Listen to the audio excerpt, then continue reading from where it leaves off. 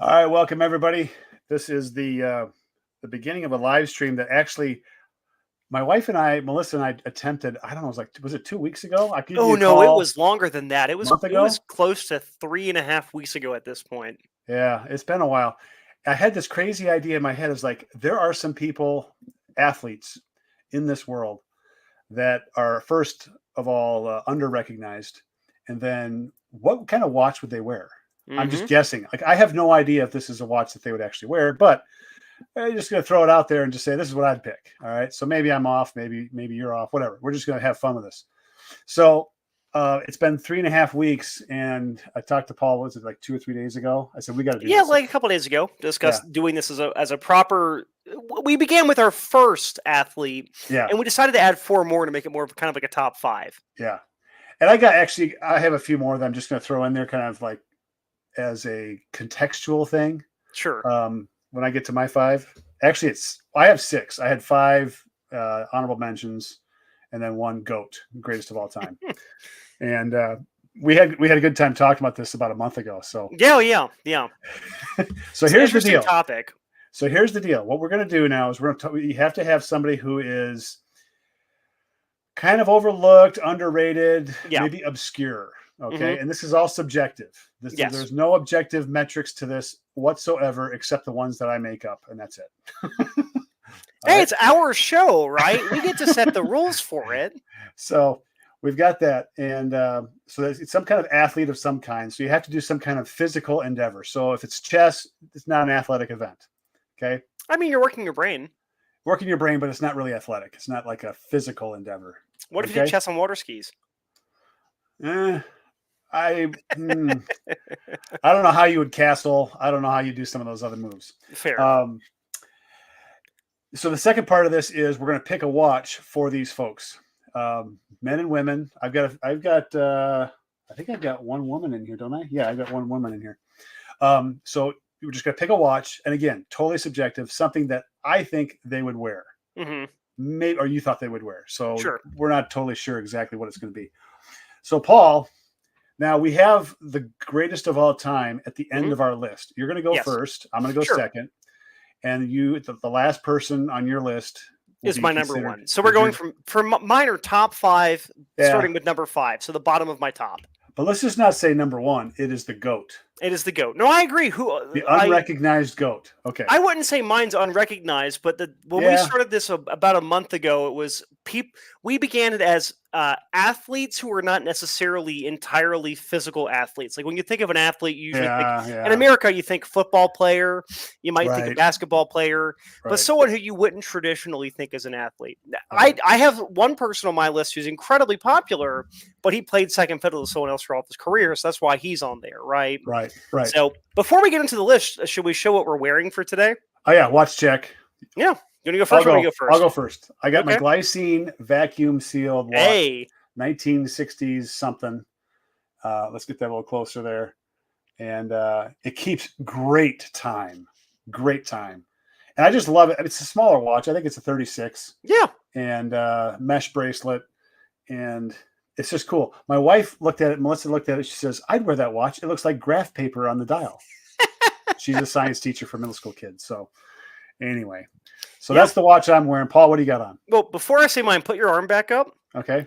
For the astute viewers, they can see your watch tan around it from where you've been wearing different watches. Yeah, exactly. There it is. And the other tan, which Armor tan. Yeah, the farmer tan. There it is. Yeah, There I've got you mine. go. Too. My lighting's not great, but mine's pretty bad. I go from olive colored to like looking like the underside of a great white shark, you know? If I went swimming every year that we take the guys out to the guys, 7 or 6 boys, 7 including me, and my wife, so it's a 7-to-1 ratio. We go out to a lake out here, and I'm the only guy who really doesn't care what my tan looks like. I take my shirt off, and they're like, "Dad, you still got your T-shirt on?" You know, like totally. I mean, it's totally white. So, all right, well, Paul. that's the thing. If I get lost, they can use me as a flag because it's all white underneath. Just charge you up with some light, and you're going to glow in the dark. You know, the luminescent skin, like a jellyfish. I've been wearing the Arnie a lot. Today is no different. For those, Tim's aware of it, but I've had a significant HVAC issue at my house where I haven't had heat during the hottest 2 weeks we have in the summertime here in Utah. Yeah. This has kind of been my G-Shock replacement Yeah. lately. Not that I'm getting rid of them or falling out of love, but I want to put some time on this watch for the review. So it's been on my arm a lot. I will say I'm enjoying it. I still think it's not worth the money. I think it's worse than a G-Shock in most ways. And it was so hot here, 80 degrees at night when we're trying to go to sleep, I had to actually switch to a different watch because the rubber strap, while it's comfortable, was retaining so much heat it was uncomfortable at night. Yeah. So, but I'm wearing it today. I had it know- on while I was helping out with the ductwork earlier. Isn't it something when it's hot out, like nothing feels right? Like you want to take certain like socks, shoes. It's like my feet are boiling hot. Yes. You know, 3 months later, it's like you leave your shoes and socks on for a longer period of time. But yeah, the heat can high heat can really do it.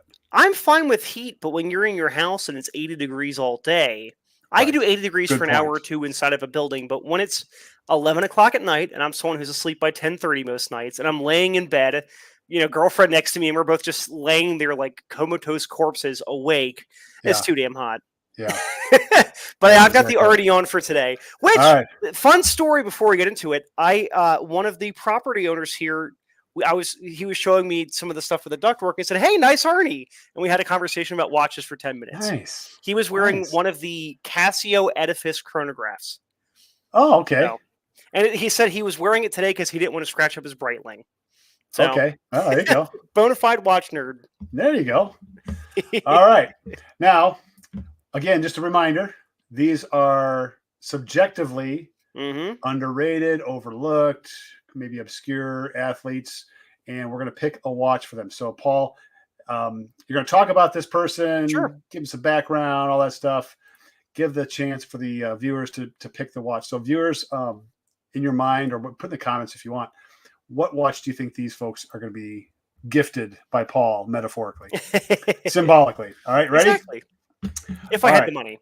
If I had, yeah. Here we go. First person is, and we'll put it up here.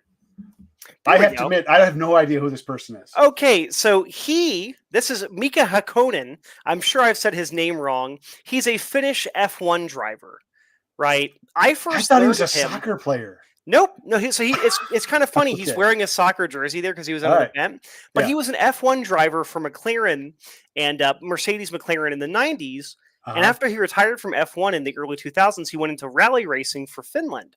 And I first learned of him watching Top Gear about 15 years ago. They brought him in as like an expert for rally racing to teach one of the hosts how to do rally racing on gravel in Finland. Okay. Right. So he's got a background in F1. He did fairly well. He was one of the best rated F1 drivers from Finland, which again, small country, but Finnish people are kind of like Texans. You will know that they're from Finland once you meet them or talk with them. Like it very quickly comes up in conversation. They've got a certain, as the French say, a je ne sais quoi. Okay. They have a certain personality among them. Yep. And his personality is a little understated, however, very charismatic. Yeah. He can woo you with a few words because he has such immense skill and charisma that he knows what he's doing. Sure. Right. So F1 driver, rally racing driver, and then doing other things such as playing football or soccer for us here in America. So the watch I chose for him was something that combined his background, but also could still be very practical going forward. So we can pull that watch up here. I guess we give people a second to maybe think about it, but oops. No, it's fine. This one's an obvious we'll build choice. Up the next one. We'll build up the next one. Exactly. Right. So for my man here, I picked out the Tag Heuer Formula One, which makes sense. Formula One driver, right? But specifically the quartz version. And I chose quartz because with rally racing and doing other physical sports, we want to try to avoid as much shock as possible to the watch. But when there's still shock, a quartz movement will do better than an automatic or mechanical wound movement, right? Right. I specifically chose one on a rubber strap because if he's wearing his suit or if he's out and about, he can adjust it on the fly, make it fit properly. And I like the black on black because it matches a lot of his looks. And I specifically picked Tag because Tag was one of the sponsors for his team in Formula One. Mm-hmm. So I kind of did a little bit of a deep dive into it. Wow. But yeah, so Mika here, again, I would recommend if you just Google Mika Top Gear, you'll find his content that he did, the segment that they did on like Top Gear from like 2008 with James May doing rally racing. And there's only two people on the list who I looked at the watches they worn. I don't know what watch he wore, but this is what I would say would make sense for him. Yeah. To me. And that's a good point. We're not choosing necessarily a watch that we've seen them wear. Yeah. Yeah. I actually went the opposite direction for one of the people on my list because I thought it was a hideous watch that he was wearing. So I picked something that had nicer. Right. Okay. So that's my number 5 here. And again, if you're from Finland, you go, oh, I know who this is. But for the rest of us, people have no idea who he is. Yeah. Okay. So F1, those are the open wheel. Yes. Open wheel? It's open wheel, very, very fast, very light cars. It's not as dangerous as it used to be. There's another race car driver on the list here who had some more danger, but yeah, it's a very interesting sport. I'm a big rally racing fan, which is how I know him, but his history in F1, he did very, very well during the 10 years he did F1. Are F1 cars the same as or very similar to Indy cars or not? They're a little bit different. They're IndyCar. I mean, there's some crossover there, but F1's generally faster, requiring more speed for more downforce. And F1's much more of a European-centric sport, although, of course, there's plenty of Americans that partake in it. Yeah, gotcha. All right, ready for the next one? Fun sport to watch. Of course. All right, next person. Yeah, buddy. So Devin Larratt. I got to tell you, I got to tell you, when I saw Devin, I was like, dude, that is a great pick. Exactly. That is such a good pick. Giant forearm, right? It makes you feel like you're emasculated with how big his forearms are. For those of you that don't know who Devin Larratt is, you have to look this guy up because he's a really, I've watched so many videos. He's now working with Brian Shaw. Yep. And getting him into arm wrestling. This guy is an incredible teacher. I'm watching him as a professional teacher, former professional teacher. Like, you have got some skill as a teacher. So Devin, if you're watching, kudos to you, man. That's a great job. Okay. All right. And it's, for me, I found him years ago because during COVID, arm wrestling and the professional slapping kept getting recommended to me by friends. And I saw him and I'm like, hey, he kind of looks like Shaggy from Scooby-Doo, but he's got like giant pythons that he's using to wrench people over. Oh my goodness. His biceps, forearms, like massive. It's one of those things, like, this sport accentuates different muscles in the arm. And of course he's training for that. And it looks different than other, like, bodybuilding or other sports or whatever. Yes. Because of very important reasons. But, and he shows it off in the video. Like, he's got some kind of like muscle right down here in the lower part of his forearm, which I have none of. But he flexes it like, holy cow, it's like a golf ball you got tucked away in there. And it's part of his technique for maneuvering around. Okay, anyway, I'm stealing your show. No. So yeah, Devin is someone who I found very interesting. I've seen, he's done very well at arm wrestling. He's not exactly an unknown there, but the sport itself is not super well known. Yeah. But what fascinated me is that he's done 7 tours to Afghanistan with the Canadian military. 7 tours to Afghanistan. That's a long time to be in the desert, right? And I think that's part of why he's such a good teacher, is that he's done so much. He's not just a guy who is like a lot of professional athletes. They throw the ball around. They do whatever is the money-making thing. He had to have a job. Yeah. And one thing I found looking at the World Association, I forget the exact name, but it's the World Arm Wrestling League. I think that's what it's, WAL. They list the actual professions for all of the guys who are wrestling there. Right? Some of them are welders. Some of them are metal workers. Devin's still in the Army. As far as I know, he's still in the Canadian Army. Really? So I want, yes. From what I've seen, that's what they had listed there. I wanted to pick a watch that tied together that background, tied together something that would be big and girthy if you had massive forearms, and something that was Canadian, because he's a Canadian. So I picked a watch here that I think embodies all of that. Hey, Rich. Nice to see you, man. Hello, hello. All right. So, all right, we got a little build up here. So, some build up, yeah. So think about what I'm thinking: arm wrestler with giant forearms. So I want a big watch. He was in the military, so something durable. So some military stuff. And he's Canadian, right? So I want to try to have something that's Canadian. So what are we thinking, Tim? What are you thinking right now? Well, I know what it is.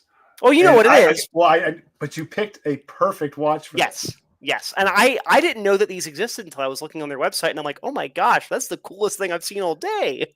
Oh, the GD350. Rich is saying the GD350. That would be a good choice, yeah. But I'm thinking something a little bit bigger than that. I want something even bigger. Yeah. So we can throw the photo up now because I think it's appropriate. All right, here we go. Ready? And bingo. So I have the Canadian Maple Leaf edition of the Marathon JSAR. and specifically the quartz version. Again, we want to have a nice durable watch. Marathons are already durable, but going quartz means we get extra durability out of it. This is a 46 millimeter cased watch. So it's going to look appropriately sized on Devin's arms, right? Again, much like the previous watch, I went the rubber strap, not the stainless steel. Right. I want it to be adjustable because as we get an arm pump, the wrist size will change a little bit. Maybe not the wrist as much, but the forearms and all of that, it'll start to flex. But also just very, very multi-purpose here. We have the dive bezel on there. Of course, he's not diving from what I've seen, but being able to time things would be good. Having your rest in between workouts would be helpful there. And of course, Marathon's a Canadian company with military contacts, right? They've been making watches for the US and for various companies or various militaries in Europe, but obviously they're a Canadian company, right? Yeah. I thought this was perfect. I guess it's not technically bigger than the 350, but for a traditional non-G-Shock watch, this will wear pretty damn big. Yeah. Well, and you said it's quartz. That was my first question. Is it the automatic? Because JSAR and GSAR. GSAR is the automatic, is it? I think so. So the J literally stands for Jumbo Search and Rescue. Is what the J is for the largest size that they do.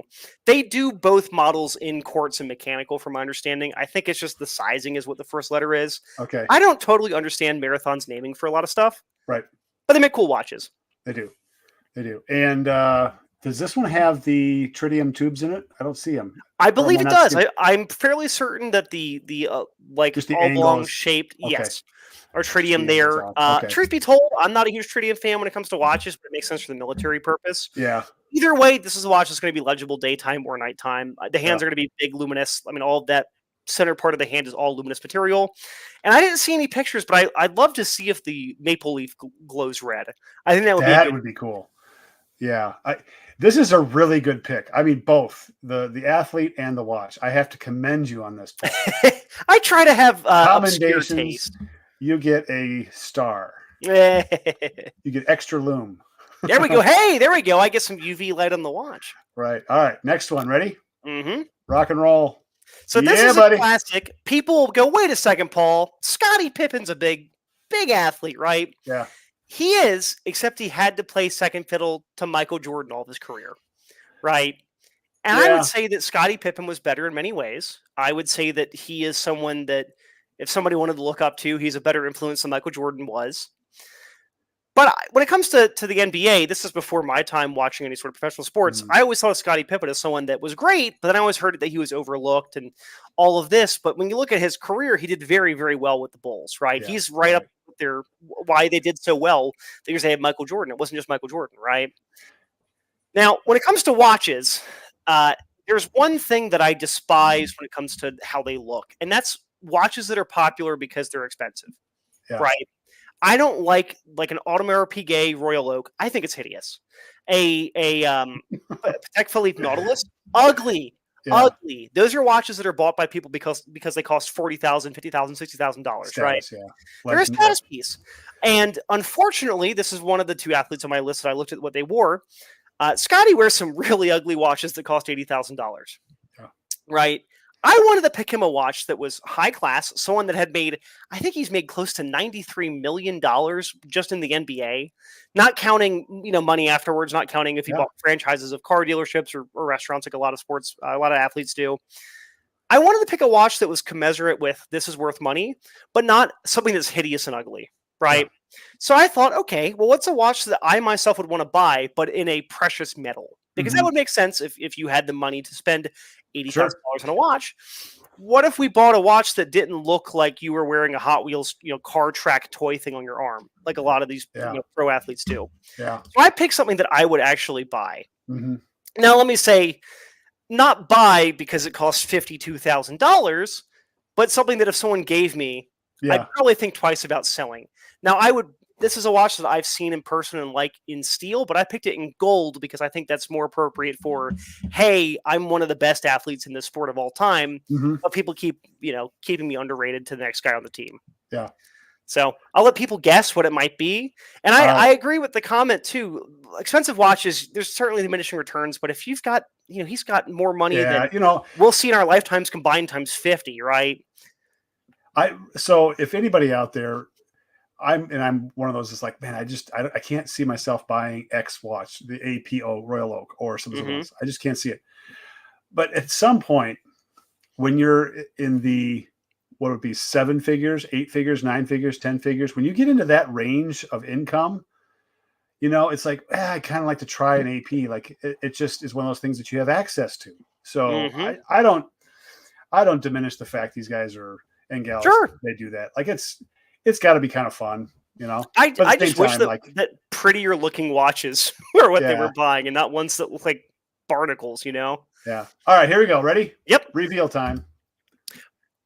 So what I went Boom. for, I mentioned precious metal, but I went even more unique. This is the titanium Omega Aquaterra, Okay. right? Lightweight material, hidden crown. So Scotty's getting older, but he's still active. This is a watch he can wear and not worry about getting dinged up. Titanium's super light, and I went with colors that were a little bit complementary to the Chicago Bulls, right?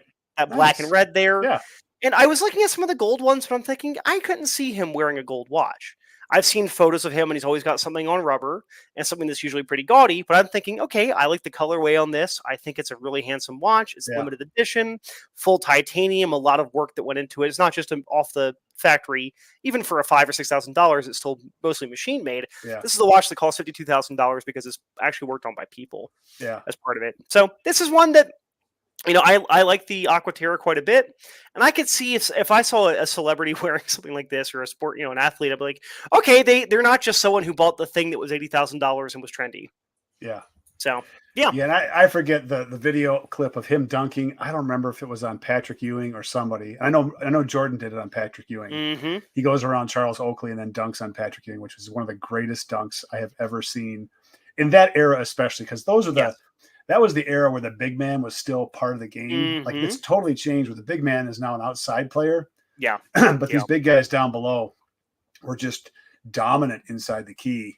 And Jordan does it. But Pippen comes in and just thunder dunks on somebody. And I want to say he may have jumped over the guy he was dunking on too. Just a fantastic dunk. I think these two guys, Jordan and Pippen, needed each other to do the 6 out of 7 championships in a row. Like Jordan, when he came in, was scoring, dozens and dozens of points, but the team itself was just not, it wasn't firing on all cylinders. And then Pippen comes in and then you get some of the other players. You've got, well, Kukoc was at the end, but who is it? Armstrong, BJ Armstrong, Horace Grant, some of those big guys and smaller guys, shooters, just kind of, it was the recipe. I mean, the recipe was so effective. I'm a Minnesota Timberwolves fan. And I remember watching several times where the Timberwolves were up at halftime or maybe even in the third quarter. And then it was Jordan time. Yep. And you knew it was coming. You knew it was coming. And you just see the Timberwolves, the air just deflate out of the stadium, out of the arena. It's like, oh, here it comes. Here it comes. Oh, there it goes. There it goes. It's over. And the Bulls win by like 15. It's like, how do they do this? And it's such a psychological thing, Like, you see phenomenons like that with sports, right? Where there's some teams that are just so good. Yeah. And it doesn't matter if you like the team or you hate the team. I can think of 5-6 years ago when the Patriots were winning every single Super Bowl for 4 or 5 years straight, right? And it's that leads into people having debates and this and that. But I think it's just fascinating when you see players who are like, no one talks about the kicker on a football team, right? And how important they are. And Scottie Pippen was someone that he's amazing. If he wasn't there at the same time as Michael Jordan, he would be the Michael Jordan. Yeah. But he's always compared to Michael Jordan to the point they did a documentary together during COVID about their time on the Bulls, which is fascinating. But Scottie's someone who I've always enjoyed more personally. Yeah. So the Omega Aquaterra Titanium limited edition for his watch. Moving right along. Next. So this is a great picture. This is the Wikipedia picture for this athlete here. And I could have picked something different, but I'm like, this is what I want. If he ever were to watch this video, this is the picture of him I want him to see.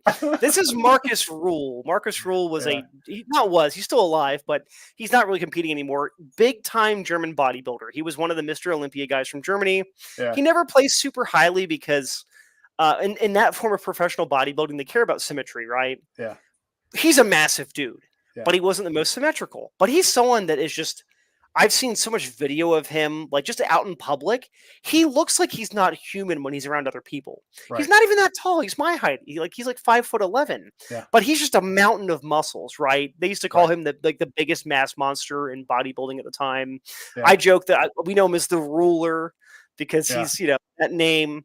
Yeah. And he's just a really big dude. And he's also very funny, which I appreciate when people who do kind of serious things like bodybuilding, where it's like, okay, he's bench pressing 500 pounds every day to get his pecs bigger, and squatting a small car, right, to try to get quads bigger, and then he still has a sense of humor. So Marcus Rule is my number 2, underrated, because, well, when you think of Mr. Olympia, you tend to think of Austrians, you don't think of Germans.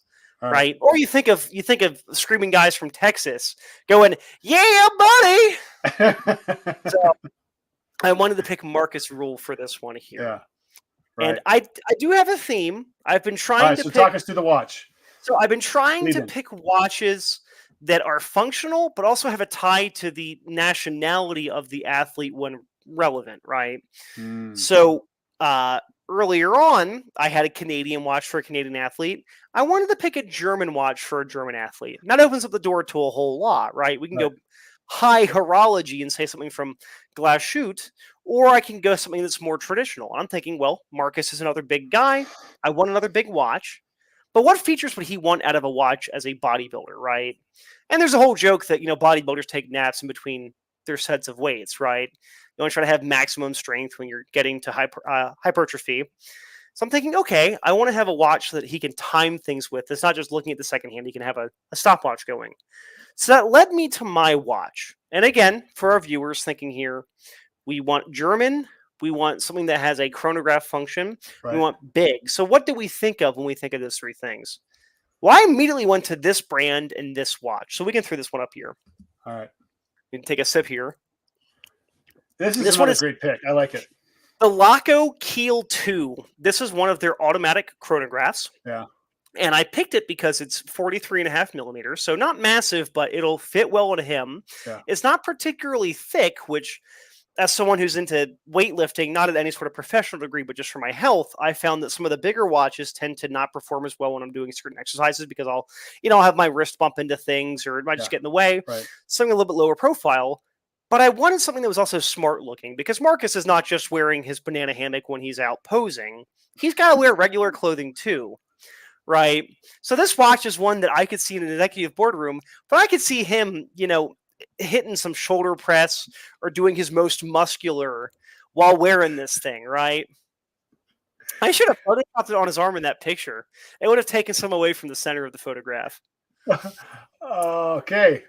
And I unintentionally, this is something I'm realizing right now, the hands match up with the color of his banana hammock in this picture. So that was unintentional to have blue hands and a blue banana hammock.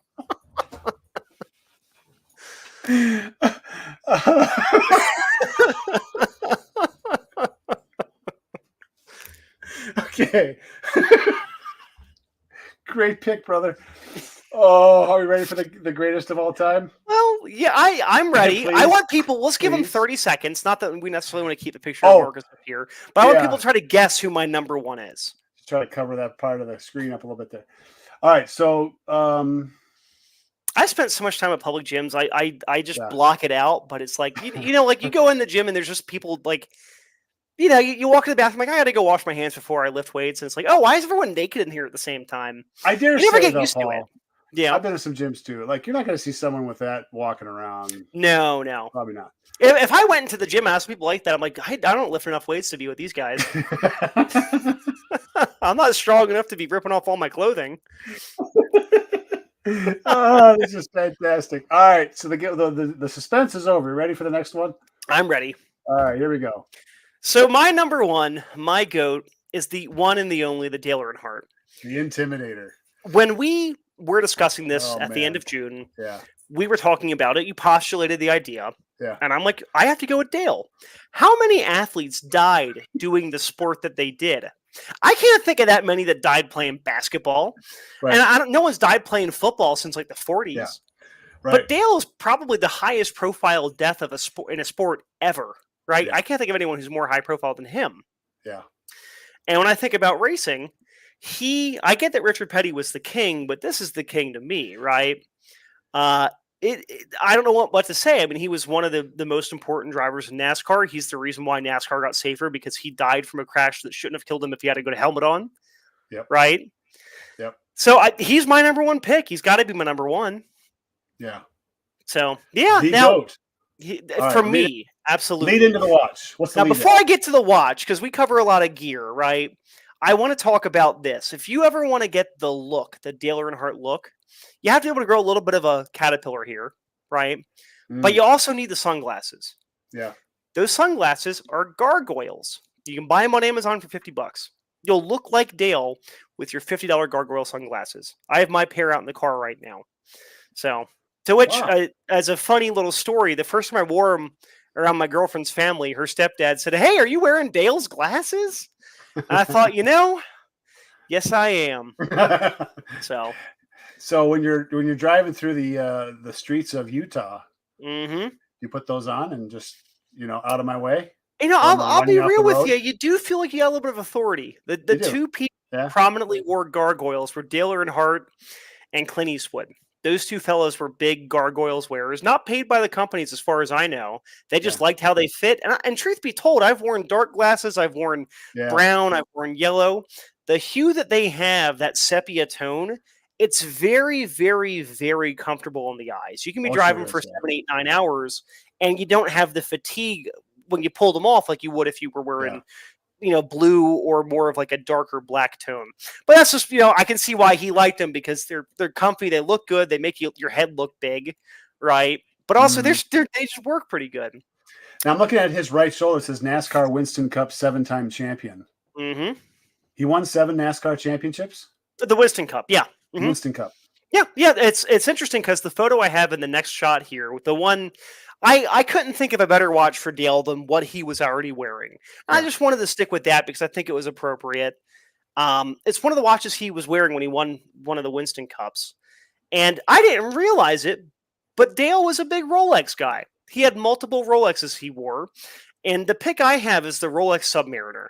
I don't know the exact reference, and I don't care to know it, but I know it was one of the green dial ones, which may have been modified. It may have been original. Who cares? Who knows? He's got it on rubber there because he's wearing his racing suit. He's got to have it on. He apparently wore the quartz Rolexes as part of his racing, which for those, I'm not a big Rolex guy, but I know that they didn't make many of those because they just weren't very popular. So the fact that he went out of his way to get a quartz Rolex and then switched to a Submariner later on was a sign that he probably cared about it a little bit, right? Yeah, right. So, does this watch necessarily fit him? I don't know, but I don't care. To me, he was someone who did what he wanted to. And of course, NASCAR has sponsorships and this and that. I have a big Busch light poster coming in for my garage pretty soon that's got Dale Earnhardt on there. Yeah. But when it comes to the Rolex thing, I don't think they paid him any money to wear the watches. Yeah. And I think it's a good fit for him. You think that he was a guy who grew up racing, grew up in the era where NASCAR was basically, people getting out of bootlegging and getting into driving quickly. A Rolex makes sense for someone who made it big, right? And that's the pick I have for him. I know he's wearing a Submariner. I don't care if it's a Submariner or a Date 8 or a Date Just. To me, they all were watches that he would have been happy with. Sure. So he's my GOAT. Now, Paul, in all seriousness, do you have Dale Earnhardt pajamas? I don't. I don't have any pajamas. Whoa. All right, moving on. No, I don't sleep in the nude, but I don't wear pajamas. It feels weird to throw on different clothing. I just getting comfy stuff. I don't have Dale Earnhardt pajamas, but I might have a Dale Earnhardt number 3 wristwatch coming in soon. Oh, it's a novelty. I was going to ask what number he was because for some reason 3. I was thinking it was 2, but it was 3. I was going 2, 3, but I thought it was 2. Okay, this is an aside. My girlfriend, she's been joking that I need to start decorating parts of the house since she's been doing most of it, and all the Bond stuff isn't necessarily everything is cut out to be for her.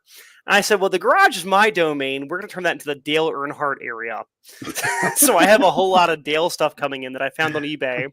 And I won a big old lot of stuff that some lady was selling. And a lot of this Dale and other drivers. But I never grew up watching NASCAR. I lived near a big track. But it's not until I became an adult that I came to appreciate it because I can't think of many other deadly sports in the U.S. Not that I'm watching it to hope for a crash, but the fact that these people are doing as much risky behavior as they are. It does include risk, and obviously there's risk in football or basketball or baseball, but when it comes to NASCAR, people have died in the last 25 years from that sport.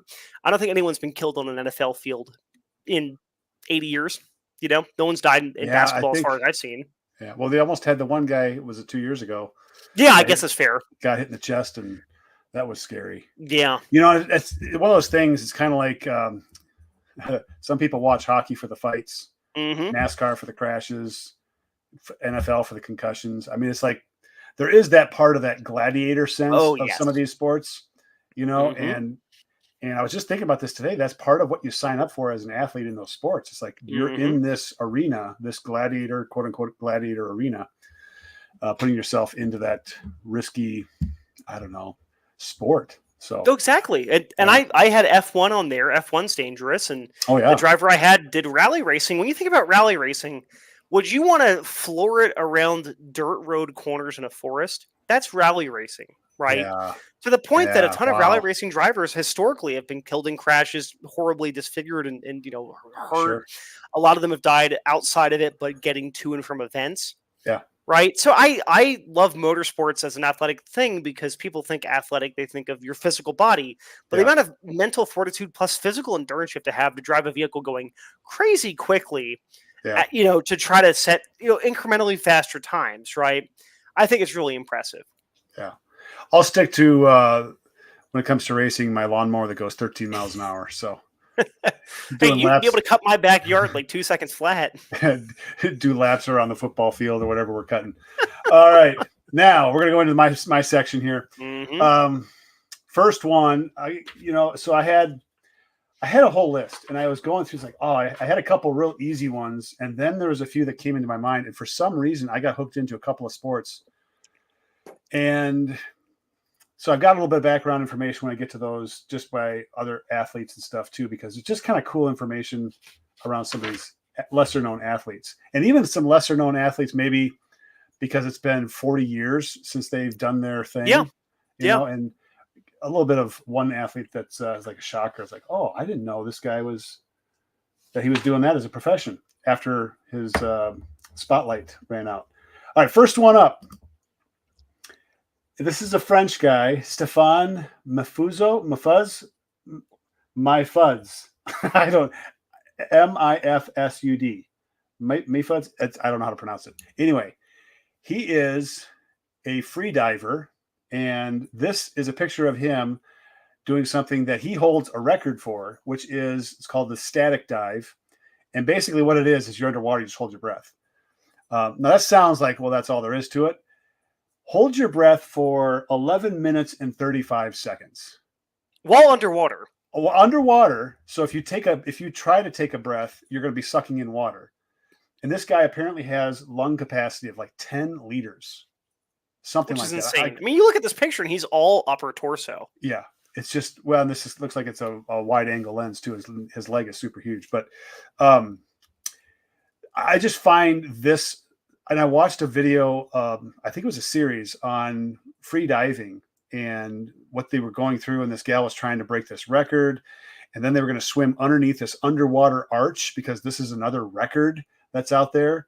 And this record is like, I want to say it was like 300 yards or something like that. 3 football fields holding your breath and you're swimming. Stuff like that. And to me, it's like drowning is just, I do not like the idea at all. At all. I've spent enough time on boats in my youth and saw people drown that it's like, I would rather have a different way to not have to do that kind of stuff. Yeah, right. So if you could pick, right? Exactly. So anyway, this guy holds the world record for the longest, basically holding your breath. Is called the static apnea. And June 8th, 2009, he held it for 11 minutes and 35 seconds. Which is insane. 11 minutes. That's like it's a TV episode between commercial breaks. Hold your breath while you watch an episode between commercials. All right.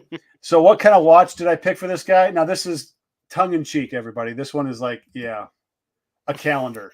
Okay. Moving on. I thought that was funny. I like it. I think it makes sense. Okay. This is another diver. Now, this is a little more serious. So this guy is another free diver, but he used a monofin. And a monofin is like the mermaid fin kind of thing. And he holds the record for the deepest dive of 136 meters. And he set this record last year, 2023 in September, with a monofin, one breath. And that's, by the way, that's 136 meters down, and it's 136 meters back up. Now, here's what I learned is I think it's after 100 feet, 50 yards, somewhere in there, 100 feet. Let's go with this. Somewhere in there. Don't quote me on this. The human body becomes a weight. So you don't have to swim. You don't have to push yourself down. Your body just sinks. So then you have to control the sinking portion because you're going to have to fight that on the way up until your body becomes buoyant again if you haven't released all your air, which a lot of these folks do on the way up as part of their routine. And many of these people are like almost ready to pass out as they're getting to the surface. So they have divers, safety divers, that follow them the last, 50 meters on the way up, just to make sure that they don't pass out underwater. And they grab them, they haul them up to the surface. And they showed, I don't know how in this video, I don't know how many people, like 3 or 4 people that were passing out. Their eyes are rolled back and they're trying to revive them. And, it's like, wow, this is serious stuff. So anyway, what would be the watch for this guy? His name is Alexei Molkanin. He's Russian. I can't pronounce the last name. We'll just call him Alexei for short. Alexei M. Set the record in 2023. He also holds 7 world records in different diving disciplines. These are all free dive. So holding your breath. 7 world records. Okay. The watch I chose for this gentleman has to do with, you got to be dealing with water. You got to be dealing with depth. It's got to have your timing to a degree, like you're timing yourself. And if you can hold your breath for 11 minutes and 35 seconds or even close to that, you can travel some distance, especially when your body becomes a lead weight. Mm-hmm. You hit that certain spot in the water column. So this is the watch I chose for this gentleman. The Omega Ultra Deep, 6,000 meters.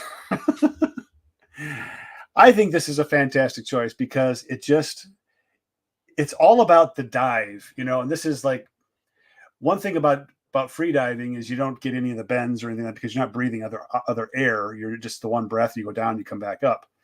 And so you have to worry about that as you're coming back up. So I don't know, this watch just kind of captured everything. I don't have a lot to say about it. It's just a dive watch, but it's fairly super deep watch. Yeah. And I was thinking between this and Rolex has one too, because I think if I remember right, these two companies were going back and forth on who has the deepest dive. The topic came up last night between myself and one of my friends. Rolex won by doing the James Cameron Challenger Ultra Deep. I forget the exact name. It's the James Cameron edition of the Sea Dweller that is rated for 29,500 feet. Right, so I believe that's 12,000 meters. And the reason why is because it actually might even be more than that. When he was going down to the deepest spot in the ocean, he wanted to have a watch that was commensurate for that. Yeah. So now I would say, if you want to stay Omega, the Pro Ploth is one that is underrated there for watches. The Omega Pro Ploth. If you've never seen it before, I've never seen it. I've heard the name though. You have a watch in your collection that is very similar aesthetically to the Pro Ploth. Your watch with the 2 quartz movements in it, and the Pro Ploth is a big square with. Are you serious? This in the middle? My man. Yeah, the Pro Ploth. If I'd say once we're done with this with the slideshow, we'll look at the Omega Pro Ploth. It's a big rectangle with a dive watch on there, and it has a separate locking piece to move the bezel. That way, it doesn't bump when you're underwater. Man, and it comes on a mesh chain bracelet. That's out there. That is out there. You think of the stuff at that depth. That is just intense. Yeah, well, you think that the Titanic is at about 4,000 feet underwater. Yeah. I think maybe it might be actually it's closer. I think it's closer to like 9,000 feet. This is a watch that, you are not surviving past 200 meters underwater unless you're in like a diver suit, right? This is a watch that you would be long dead before you're remotely close to the depth rating of it. So I saw the deepest dive, the deepest human dive, one breath that's been made is 300 meters. Wow, that's crazy. 300 meters. So a lot of these 200-meter watches you see on AliExpress or other major brands and stuff like that, they're exceeding that in one breath. Now that's a weighted dive, so they have a weight that they're hanging on to, and they go down. I think this is the idea here. Don't quote me on this one, but I think the idea here is how much pressure can they withstand? Sure. And so then they go back up. So 300 meters, and I think there was 2 guys that did it for the deepest dive without any equipment whatsoever other than getting them down there. Yeah. Wow. I will happily avoid that sport myself because that sounds terrifying. I go 10 feet underwater, my eardrums want to pop. Yeah. Right. Yeah. So this is 300 meters. Over almost, that's over 1,000 feet, isn't it? 300 meters is 1,000 feet. Yep. Yeah. That's 990 feet. 990. Okay. Real close. All right. So that's my number 2 guy, 2 free divers. Now let's see who my number 3 is. I don't remember who number 3 is. I think I remember. Yeah. Oh yeah, Cody. Yeah. Okay, Cody. Kudos. Mega kudos to Cody. I have a vague understanding. I know enough about it of noodling, and noodling for catfish is basically all you're using is your hands. You fish along. You're not fishing. You're using your hands to catch them. That's it. You go along riverbanks, lake banks where they're kind of a steeper drop off, like a mud wall, basically. Mm-hmm. And the catfish during spawning season will dig into that. They'll have a little nest in there, and they'll have their babies in there. Anyway, noodling, you go in there and you feel around with your feet to see if there's one in there. You keep it in there for a little bit. Sometimes they have an escape tube that comes out some other side, so you got to cover up 2 holes. But you go in there and you feel around, you grab the catfish, and most of the time the catfish will bite your hand. And once they bite your hand, you reach in, you grab them by the gills if it's a big one, and you haul them out. At that point, the catfish is like, wait a minute, that's not what I was looking for. And so they start thrashing around, and they've got your hand. And most of these people wear a Kevlar glove because they have like sandpaper teeth. Nothing, like sharks or anything like that, but it's like sandpaper gripper teeth. And so they start thrashing around in there, and you start pulling these channel cats out or blue catfish, whatever the species is. And some of these fish that they have for the biggest fish championship is like 55 pounds, in that range, somewhere above or below that, which is a lot of fish. So anyway, Cody Bennett, she has won 6 Oki noodling championships out of, what is it, Paul's Valley, I think is what it's called. Let me see. I wrote this down somewhere else. Where is it? Paul's Valley. Yeah, Paul's Valley, mine. Oklahoma. It's my valley. It's your valley. She just got her 6th Oki noodling title this year out of Paul's Valley. That's where they had the championship noodling contest there. So I don't know if it's the official one or not. I just know that that's one that has received a lot of attention. They've done National Geographic stuff on this stuff too. So, well, that's a big catfish she's got on her shoulder there. That's a big old fish. Yeah. Just stick your hand and let them bite your hand. Yeah. The first time you go in there and do that, that's got to be a weird sensation. That some fish that's 20, 30 pounds grabs onto you and starts, doing the head shake on you. It's got to be weirder for the catfish, though. Yeah, right after the bite, and the person sticks their hand further in there and grabs you by the gills. Yeah, that's got to be a different sensation for them, too. Yeah. So anyway, here's the watch I chose for Cody. She gets, whoops, I went backwards. Let's go forwards. A Mudmaster. Exactly. Perfect. Okay. So you're dealing with a lot of times very murky water. You're dealing with water that can be somewhat deep. Most of the time, though, it's in that like 6 to 15 feet range.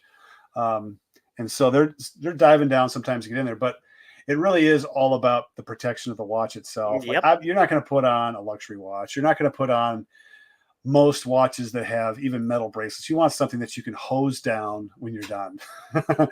These are not necessarily the most aromatic lakes that you want to be in either. So no, they smell great. I think our European viewers would love the fragrance of a swamp. Right, exactly.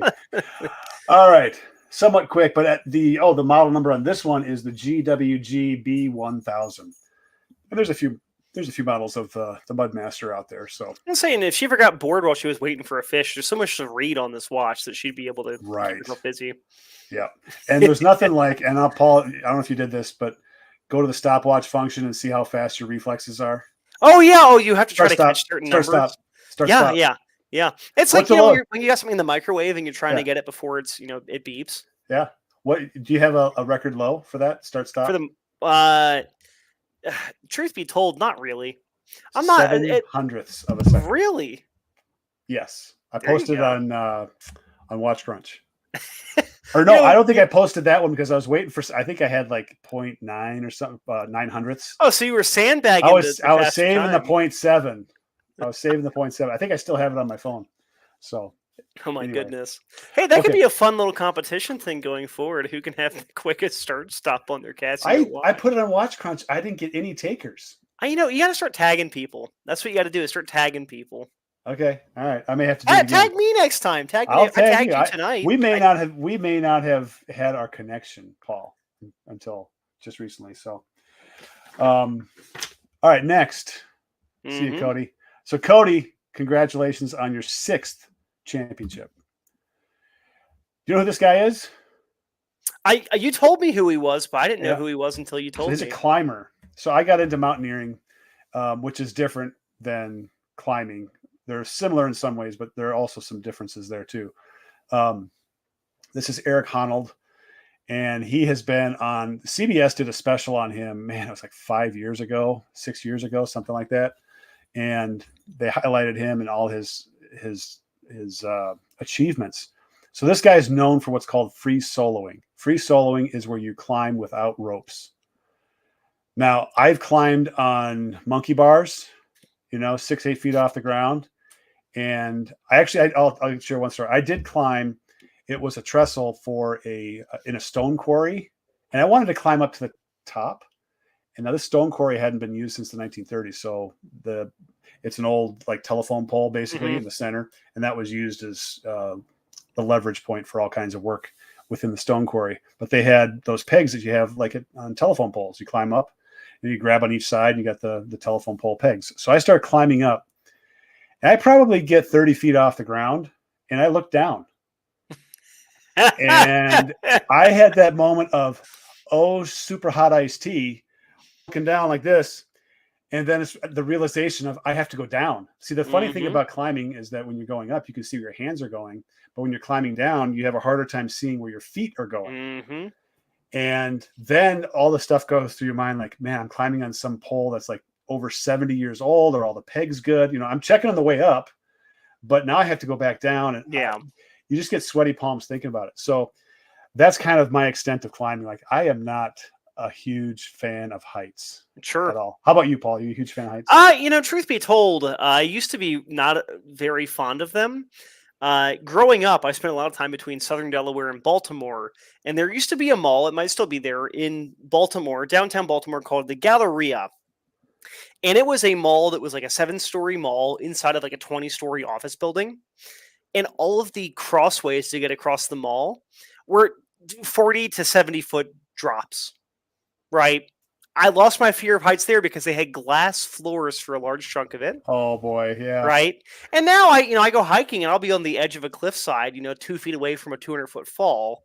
And it doesn't scare me as much. I will say that the sunglasses, if you have parallax right on the edge and you look over and now it's like, doing this when you're trying to look, not great. I think the last time I did climbing that wasn't just height, I climbed about 30 feet up a rickety ladder on the side of an old asylum a couple years ago for some urban exploration stuff. And that was another one of those things like, hey, this ladder's from the 40s. Is it any good anymore? I don't know. And I was not as strong as I am now, but I was also not as fat as I am now. So I don't know if that was a good thing or a bad thing for climbing up a ladder. Now, Paul, I think the more important question is why were you climbing up the ladder to an asylum? Why not? It's fun. That seems crazy. They call it urban exploration, Urban it's fun exploration. stuff. Okay. All the asylums are closed, I'm not saying go there, but yeah, it was fun. Yeah. So anyway, so back to Eric. Yes. So he is known for climbing up all kinds of different things. Like he'll go past climbers that are camping out literally hanging on the side of a cliff, and they're camping out overnight. Or in the morning, he'll climb right by him. He'll just walk right. It's just unbelievable. He's like a spider. It's so crazy. They did a video just recently, about 3 or 4 years ago. It's called Free Solo. I highly, highly recommend everybody watch this video. If your palms don't get sweaty watching him do the stuff he's doing without a rope. Now he practiced the ascent. This is all on El Capitan, which is in California, which is a really hard, difficult route. And so he practiced the route with ropes just to get an idea of where all the holds were and everything else. But when it comes down to it, he's going to do this free solo. Like he's going to do this without ropes when he does it. And you get to a certain point in the climb on El Capitan where you cannot turn around. The only way down once you pass a certain point is to either fall off or get to the top. Those are the only 2 options you have. Now, if that isn't motivation, and watching it, so just watching this whole thing, it's a great movie. Free Solo, highly recommend it. And this guy, a lot of the free soloers are not alive today. Yeah, they end up doing something that just pushes the limit, and they don't make it. And fortunately, Eric has been around, and I'm glad for it. I think the guy's great. He is so calm. Also, he has they did a scan of his brain. They did a brain scan, like like what his brain, the shape of different parts of his brain look like.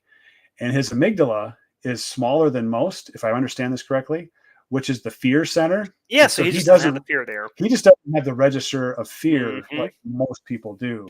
And so that's one of the things that they say attributes him to being such a good free solo climber. He doesn't get that anxiety and heart rate and all the other stuff that sweaty palms. You mentioned sweaty palms as you're climbing in rock. That's why they put chalk in their hands, is to keep their hands dry. So anyway, watch on this one. Obviously, he's climbing, El Capitan is a 3,000-foot climb. He did it. Spoiler alert, but it's an amazing thing that he does.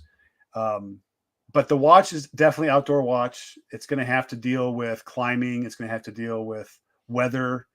And also it needs to be quartz. You don't want to be banging it around, mechanical. It's just one of those things, like outdoor sports. I think it's just hard to do anything other than quartz.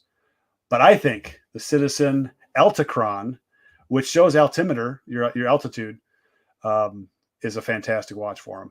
Now it might be a little bit big, and climbers, they don't like, they have the very tiny shoes, just, for grip, the rubber soled shoes, and they have basically t-shirt, shorts, bag for chalk, that kind of stuff. So very minimal. So this probably isn't the watch he would wear climbing, but I think it symbolizes a lot of what he's done. So I think it's a good one. Yeah. All right. Next. This is now, I thought you were going to pick somebody in the shooting world. No, they all have boring taste. Well, I thought you were going to pick Jerry Miculek. No, Jerry's a great guy. I've met him, but he wouldn't be someone that would rank for me. If I was going to pick someone, this is just spoilers. If I was going to pick someone in shooting world, I'd pick someone who's not around anymore. Someone like an Annie Oakley or a Tom Knapp, one of the more exhibition shooters who throw 8 clays up in the air and blast them out of the sky real quick, or rifle over the shoulder, shooting using a mirror off a horseback. Yeah, so I like this one a lot. This is a good story. Yeah, so this is an interesting story. I'm going to start from World War II and work backwards to where the athlete side of this comes into play. So this guy's name is Willis Augustus Lee Jr., straight out of Wikipedia. And I came across this guy because I was looking for Olympic champions in the shooting world, and just like who's done something really special in the Olympics and or in the shooting world in the Olympics. And his name popped up, and I read more about it. And this is where this is where the story starts for this particular part. So he was a vice admiral in charge of the battle at Guadalcanal in World War II. And the Battle of Guadalcanal was a very pivotal war in the Pacific. It was a battleship war, and he actually fought that battle, quote unquote, remotely, in a way that I think, if I understand this correctly, they used radar to determine where the enemy was, and they fired based off of radar signatures and distances that they had on the screen. So this is kind of the first remote battle in that sense. It wasn't a visual thing. Sort of. Just to give context for those who aren't as familiar with like World War II naval conflict, that was where the aircraft carrier got very, very big. Mm-hmm. Like the idea of you launch planes, I launch planes, our planes will fly past each other, maybe not seeing each other, but they're going to go and attack the fleet. What happened right before the Battle of Guadalcanal is that the Battle of Midway happened, and the U.S. military had a damaged aircraft carrier. They got sunk, was scuttled. Japan lost 4 aircraft carriers, so they were both low on carriers. This went back to gunfighting between destroyers, cruisers, and battleships. Mm-hmm. And like Tim said, it was one of the first battles where this was kind of known that Japan did very well at nighttime gunfighting with their battleships. They were very good at that. But the U.S. had technology, and using radar to basically look at stuff and shoot where the radar signatures were, rather than requiring visual line of sight or light shells, flare shells, to illuminate enemy ships. Mm-hmm. So very, very advanced. And again, 1942, this is before you have computers. This is before you have vacuum tube computers, right? This is a lot of math to get this kind of stuff done. Right. And so this guy is known as a gunnery guy, and his history, and I'm going to go back in history. So he earned a Navy Cross, distinguished. Let's see, what are the awards here? Navy Cross, Distinguished Service Medal, and Legion of Merit awards from the Navy. So if you back up to 1907, so we're going to go back 35 years. He was the only American to win both U.S. national high-powered rifle and pistol championships in the same year. So this guy has the precision shooter mentality. and skills, obviously. So then in 1920, he's in the Olympics in Antwerp. And he is in 14 different events as a competitive shooter. And he wins 7 medals in one Olympics. He won 5 golds, 1 silver, and 1 bronze. And that record of 7 medals in one Olympics stood for 60 years until 1980, when a Russian got 8 medals. And then Michael Phelps has also equaled that and gotten in 2 separate Olympics 8 medals. So this guy was just absolutely prolific in the one Olympics that he was in. He served in World War II with distinction, and just a great story overall. Now, what watch did I pick? Now, I showed Paul this watch, and I had something else in mind, and then Paul brings up, wait a minute, the guy's in the Navy. Why would you do this? But I'm thinking of his time as an Olympian. Sure. Okay, so the pictures that I have are actually of him in the Navy. So I don't have any pictures of him in the 1920 Olympics, at least that I could find anyway. So this is him, obviously, and this is a Vare field watch. And I just figured, rifle shooting, pistol shooting, field watch. That was the direction I went. This is the A5, and pretty straightforward, simple kind of thing. Like not a lot of bells and whistles when it comes to shooting. So it's an automatic watch. Yeah. 100 meters water resistance.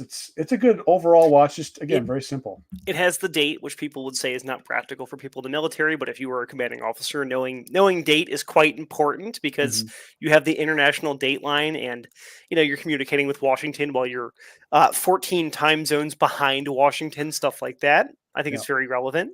Yeah. So that's Willis Augustus Lee Jr. And interesting guy. Let's see. Was there anything else? I had my notes. I pulled up the Wikipedia entry. He was the commanding officer at the second night battle off the coast of Guadalcanal, and that was one they used to call it Iron Bottom Sound, and they called it that because Guadalcanal was one of the islands through a strait, and they called it Iron Bottom Sound because of the number of sunk ships there. So it was where a lot of warships met their demise. Very fascinating. This is a tangent, but the Pacific Theater of World War II is fascinating, and a lot of, especially Americans, don't know a whole lot about it. I think it's very interesting. So I got to see here. I think I'm coming up on my GOAT.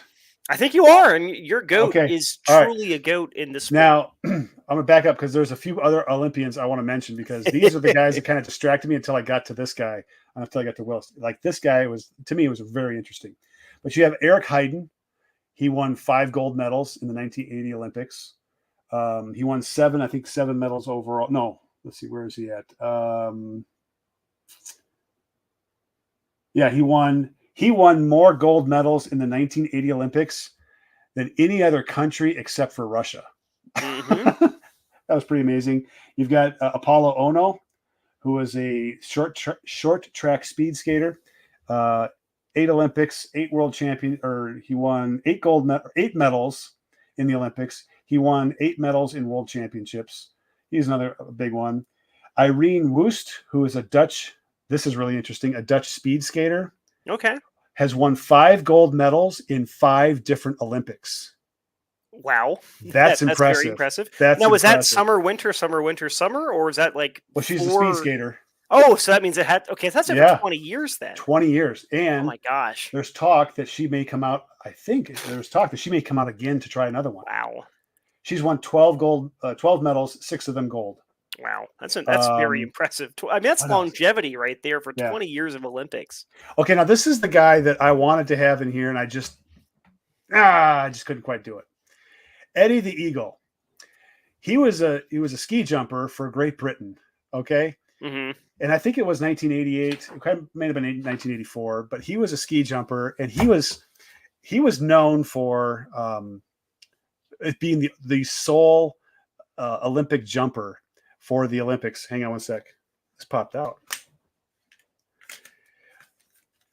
For the British Empire, the UK. And the funny thing is this guy, they thought he was afraid of heights and all this stuff, and he wasn't. Like this guy, he had a history of jumping as a ski jumper.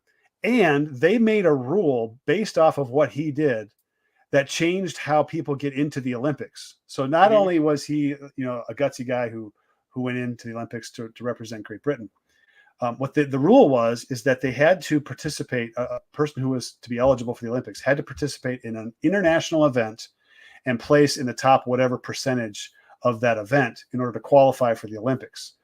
When he went in, they sent him in. Like, this is the guy that represents us. And that was kind of the thing. Like, he didn't jump very far at all. He finished dead last. It was not even close.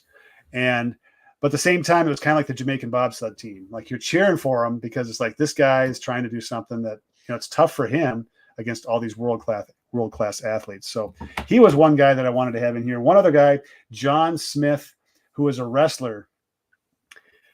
He wrestled, obviously, in the United States.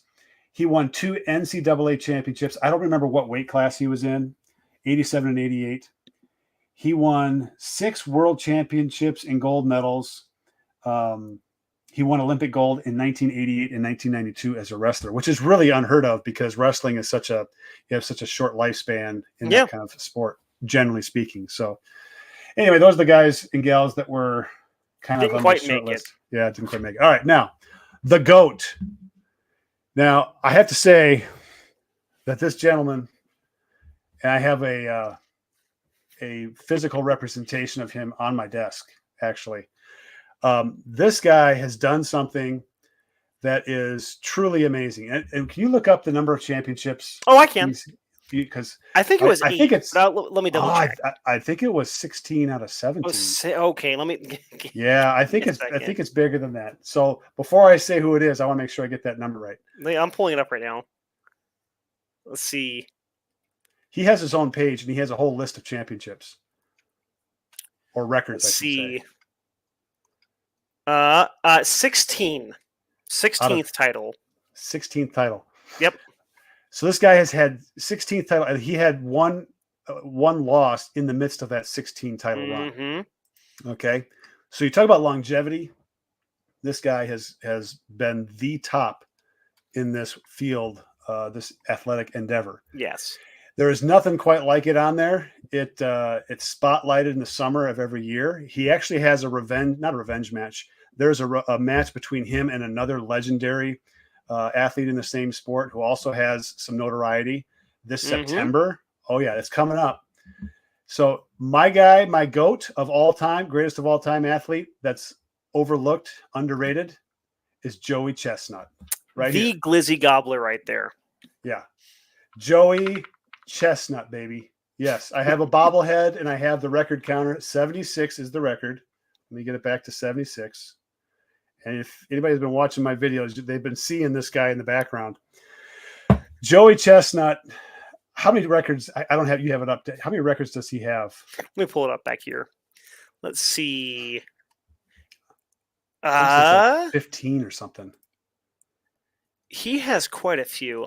The Wikipedia entry is not the best. I mean, he has 16 of the Nathan's Hot Dog Eating Championship wins. Go to his personal website. He has a Joey Chestnut. Oh, he does? Website. Okay, yeah. Let me pull that up here. All right, so I'll keep talking about this guy. So obviously he's known for the hot dog eating contest.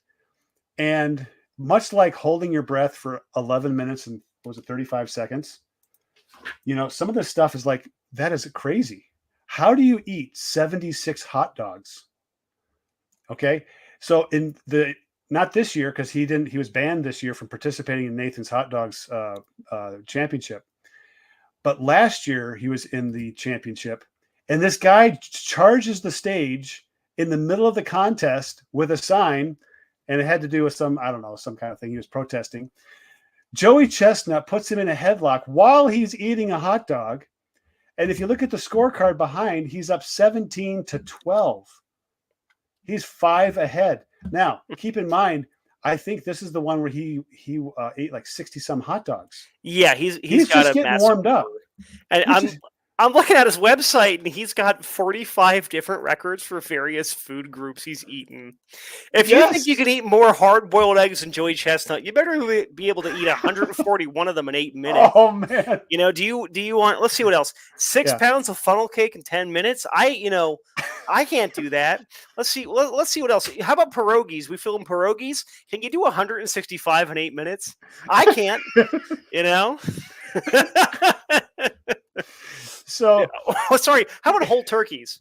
How about whole turkeys? He's eaten 10 pounds of whole turkey in 10 minutes. 10 pounds of turkey? Of whole turkey. You talk about a food coma. Whole turkey. I imagine he's just got like the bird in front of him, and he's just like, he's just going at it, right? How do they weigh that? Do they weigh the amount he ate, or they make him step on a scale afterwards? What do they do? They must weigh before and after. But then he's drinking water, though, right? They must weigh the food beforehand. Or maybe they weigh the food all of it. Or I guess they do the count for a lot of it, but I can't imagine eating. I hate turkey. Eating 10 pounds of it in 10 minutes would drive me crazy, So Joey, let's get away from this picture for just a second, because he's intense. Yes, and he's a competitor, and I feel for the guy because he got kicked out of the Nathan's Championship this year for choosing another category or another company, and Nathan's like, no, it's us or nobody, I guess. I don't know. Yeah, I don't fully understand it, but the dude. Okay, so when you eat 76 hot dogs, I think that's the current record. I believe that's what it is. Yeah, 76 is the current record. Hot dogs, bun and hot dog. This is not partial. This is full hot dog. And what watch does a guy like this have to wear? There's only one thing that comes to my mind. A heart rate monitor. You have to have a heart rate monitor. So this is the GBDH 2000. Jim Kincaid, if you're out there, this is the watch for Joey Chestnut. Okay. And Joey, if you're watching, I think this is the watch for you, buddy. You have a heart rate monitor, blood oxygen sensor. Anything that goes wrong in the midst of your campaign for beating 76 hot dogs, you're going to know just by looking at your watch. Okay. Yeah, there's smart watches out there, but Casio does it best. Yeah. Right?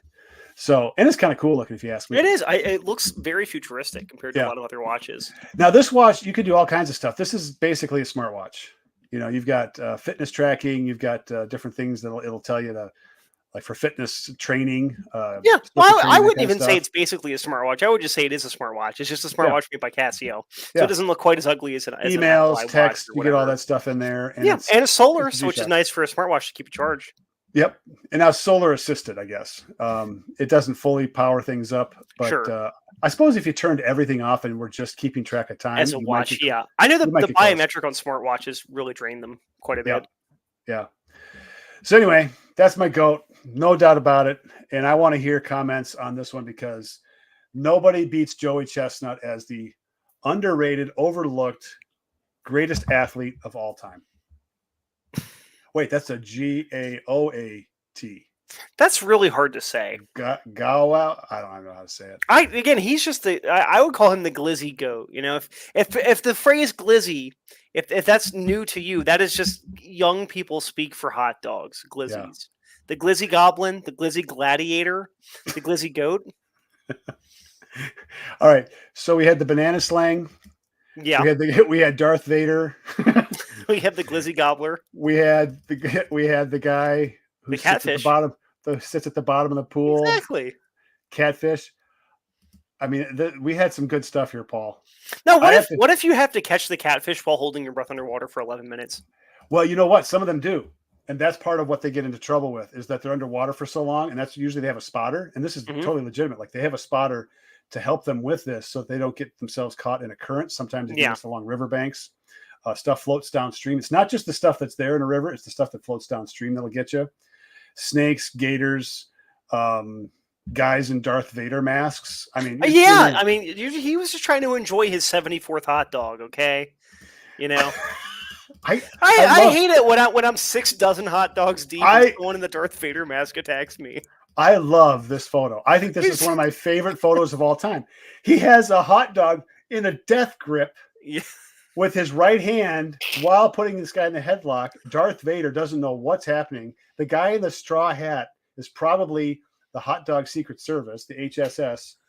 And he's got the straw hat. I mean, it's 1920s, man. This is like, there's some stuff going on here. Can we spot the watch that the guy with the Darth Vader is wearing? He has a watch on. What is he wearing? I don't know. He's wearing a NATO strap. I think kind of looks like it, doesn't it? Is he wearing an MVMT? Oh gosh, is that what he's Daniel wearing? Wellington? It explains so much. No my. No wonder he covers his face.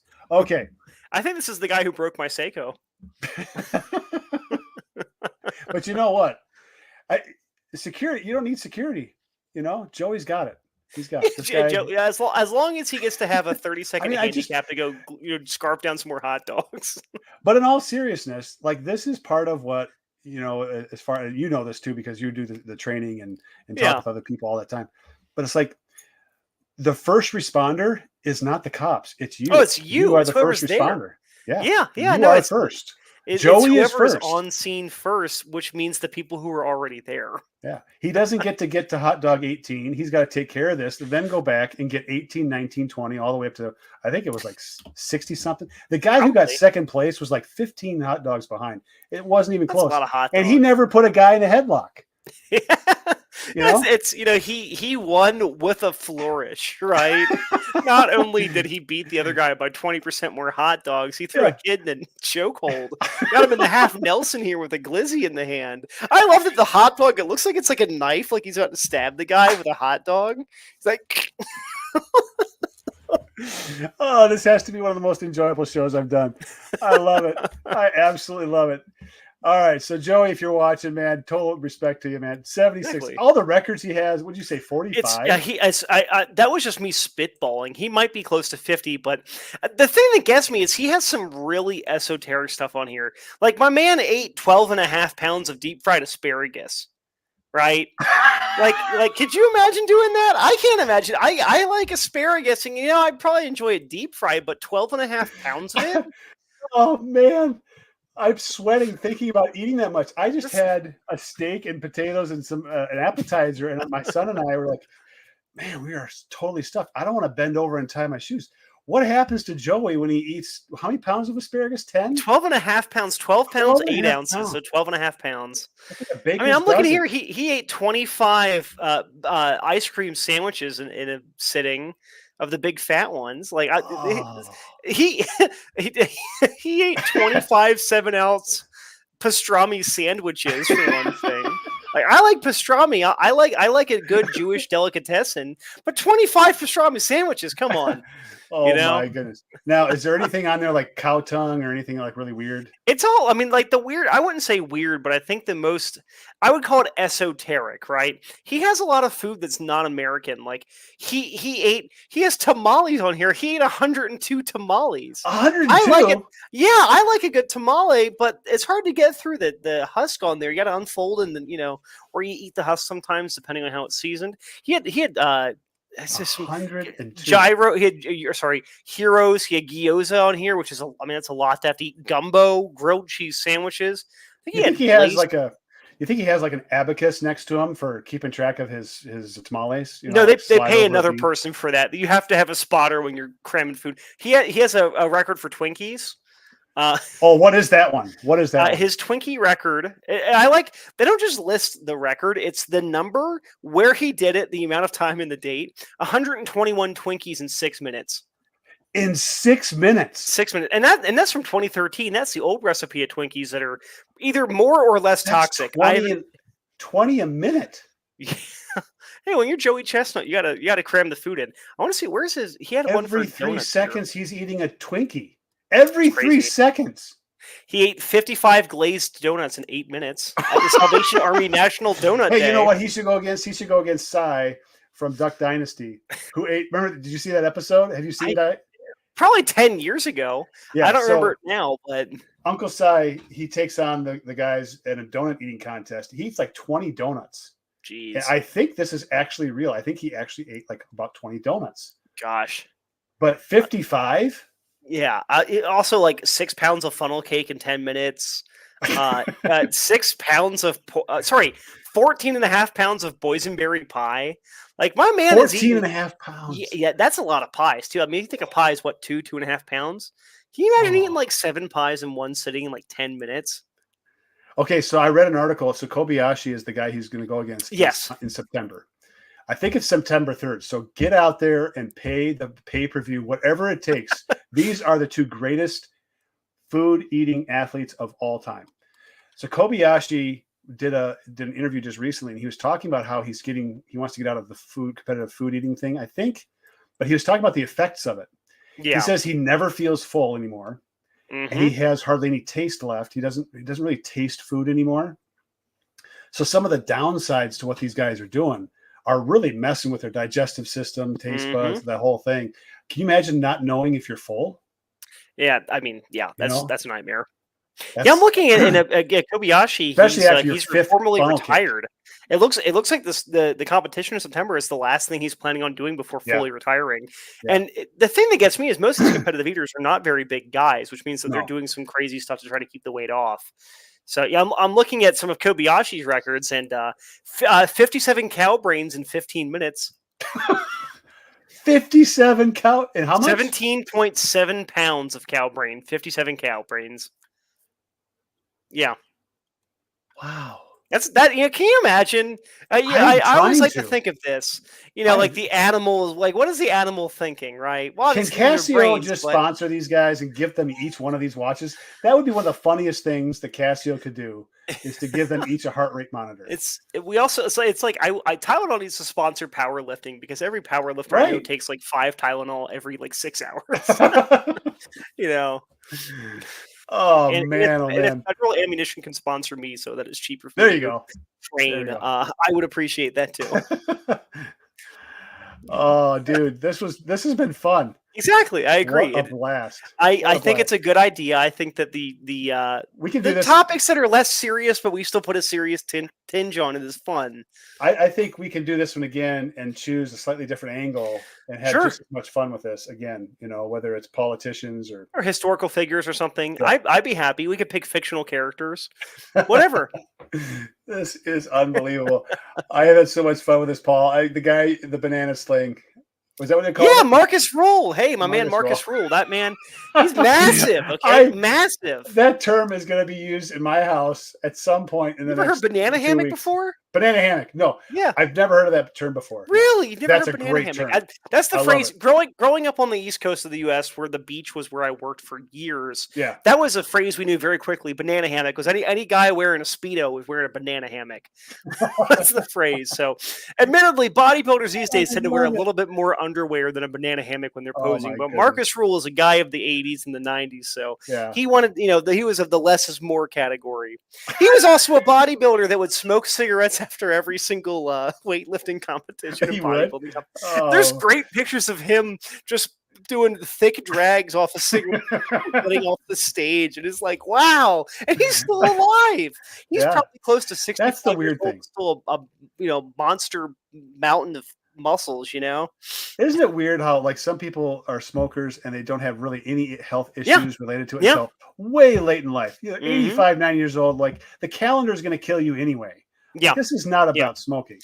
It's there was I forget the guy's name. Let me look him up real quick. But there was a World War II vet who I think lived to be like 110 years old. I'm looking him up. He lived in Texas. And he smoked cigarettes his whole life. His name was Lawrence Brooks, 112 years old when he died 2 years ago. And if I recall correctly, the man drank whiskey every day, ate ice cream every day, and smoked cigars every day. And people asked him what the key to old living was, and it was, being happy, right? I think if this is the same guy, I remember he had like a documentary on him, like a short 10-minute NPR documentary, and it's just him sitting on his porch with a Thompson that he bought from the U.S. military in the 40s after he got out of the army, just sitting on his porch, glass of whiskey, machine gun, cigars, ice cream. When you think about it, the whiskey is kind of like turpentine in a way that it just kind of cleans out your arteries. So all the ice cream, it just keeps things really nice and smooth flowing. Yeah. My grandfather lived to the age of 95, and what kept him going was the Klondike bars in the freezer and the scotch in the fridge. So I got to remember that. That's two people now with ice cream and alcohol. Mm-hmm. Maybe that's a trend. It is, and it's crazy because he died when I was probably about 17, but he was still driving a month before he died at the age of 95, and he was one of the announcers for the Pimlico Raceway, which was a horse racing track in Baltimore. He would do announcing there because he was a sports writer for a number of years for the local newspaper in Baltimore. So he would still go there and do the dollar bets on the horses. And as a kid, he'd take us there and we'd all be betting on horses at the age of 10. There you go. So, but yeah, Scotch and his Earl Grey tea. and some Klondike bars, the key to longevity. So these great competition eaters, I don't know how long they're going to live, so they should start drinking alcohol at this point. That'll keep them alive longer. Yeah, just kind of clear things out, Give yourself a little valve job and, clean out the arteries, the pipelines. Yeah. Well, Joey Chestnut, he's eating more food in one sitting than most of us eat in a week. So the list that you were going through is just hilarious. And, the guy, first of all, it's hilarious, but it's real. Like, yes. How, like holding your breath for 11 minutes and 35 seconds. It's crazy. Eating what he's eaten.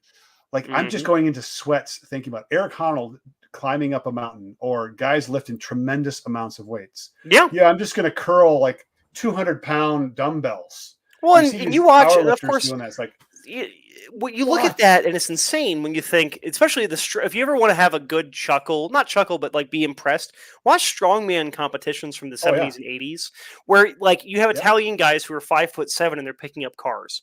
Right. There's the documentary Pumping Iron, the classic one that was what got a lot of people to know about Arnold Schwarzenegger. He had Franco was an Italian Mr. Olympia, real short guy, but he was great physique. Right. There's a part in the movie where to show his strength, they're in some tiny Italian street and they park a car, they wedge it in there, and he grabs the bumper, picks it up, and puts it back on the street. Right. And it's impressive what the human body can do, and it's impressive what watches we can throw on the arm. Yeah, exactly. That's what makes guys like Brian Shaw unusual, because he's what, 6'6", 6'7"? 6'8". He's 6'8". He's massive. Yeah, he's a massive guy. Most powerlifters are not that tall. Yeah, well, if anything, being that tall is worse for powerlifting. The best people for bench pressing are short guys because they have a better torso to leg ratio for getting the range of motion on there. Shorter distance. Yeah, I've got not super long arms, but my arms make it harder for me to actually get down to my chest with a bar when I'm bench pressing. Yeah, you know, all that stuff. Like it's impressive. Yeah. Oh, dude. All right. So that's the end of the watch portion of this show, which we did talk watches and it was serious. We got a bunch of good watches. And if you haven't seen this, if you got to this point in your live, watch the beginning part of this. It's really actually kind of interesting and also funny. We had a variety of different watches, including a calendar, strategically placed in there. And Paul, I have to say, you picked some really good ones. I tried. I was Tag Heuer one was really well done. Well, it's funny because I like to try to combine things. Yeah. The specific brands, the countries, the purposes. I think about it if I was doing a certain profession or was an athlete in a certain field, what would I want to wear? Yeah. Right.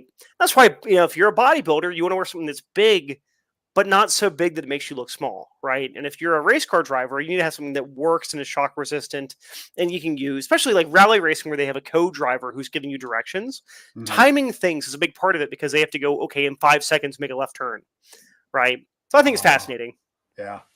You see those guys they're going over a hill and there's a turn, like, that's not for me. I love rally racing specifically, and seeing that it's insane. Especially in the 70s and the 80s, where they went from muscle cars and more of the front engine rear wheel drive to all wheel drive cars. Can you imagine doing rally racing in a Ford Mustang in the 60s or a Camaro? Because they were doing that. That was a thing that was happening. I have to say this though, because I grew up. I started driving. It was all rear wheel drive, and I prefer rear wheel drive in snowy weather, corners and stuff like that, because of when you're slowing down, you take your foot off the gas. When you want to accelerate around a corner, you can kick the back end out a lot easier. Mm-hmm. All wheel drive is a different thing. Like you're throwing the car into the turn versus like just hitting the gas and turning the wheel. It just, I don't know. It's a different feel to all wheel drive versus rear wheel drive. We did this thing. It's fun. We did this thing with law enforcement. We got an old patrol car, a Crown Vic. Mm-hmm. This was a lot of fun. And we also had the not current, it was an old Chevy 1500 Sheriff. It was decked out. It was a patrol car. Yeah. In Montana, we use a lot of all-wheel drive, like SUVs and trucks, right? Yeah. So we had the Crown Vic. And one of the was a sergeant. He's like, this is one of the greatest patrol cars ever made, is the Ford Crown Vic. And he says, you get in there and you drive it. It's like nothing you've ever ridden in because it handles the roads so well. So then all of us guys are like, oh, I want to get the Crown Vic. So we get in the Crown Vic and we start, doing our thing. He's like, no, you got to lay into it. Hit the gas, hit the brakes, go around the corners, make this car do the thing that you want it to do. It's amazing. Absolutely amazing. The Crown Vic's a great, great patrol car. growing up, I did the Explorers program with the police in Delaware, and they transitioned to SUVs pretty early on. However, there were still plenty of Crown Vics in inventory, and I drove a couple of offensive driving classes in those. And the thing that gets me, I'm sure you've seen it, people aren't aggressive enough when they're trying to do a class like that. And we had a competition that we went to they were like, we need you to drive the car because we think that you can be aggressive enough. And the only issue we had is the Crown Vic that they gave us would stick when you're trying to go from it would stick when you were trying to go from reverse to drive. And there was a J turn section as part of this course, right? So for those who haven't driven, a J turn is where you floor it in reverse, swing the front of the car around, and you're kind of drawing a letter J, and then you take off. Yeah. Right. And it's called a Jim Rockford. I grew up calling it Jim Rockford because the Rockford Files. Exactly. Exactly. Yeah. The Rockford Files, a great show for those who haven't seen it.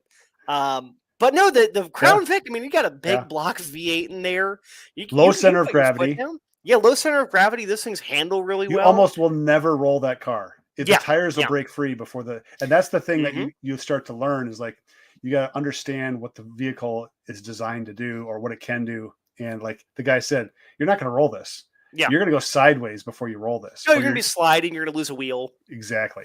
Yeah. So, yeah. We did some practice pit maneuvers with those way back in the day. And it's, the Crown Vic is one of those cars that if they didn't get so damn expensive or if they didn't get trashed for a lot of them, I'd love to have one as a little project thing because you can still get a ton of parts for them because the Panther body cars, they made so many of them. Yeah. Now the Grand Marquis is the sleeper. You get the Mercury Grand Marquis. It's the same vehicle. It may not have the Interceptor type stuff on there, but you're going to get a lot of the cool stuff on there.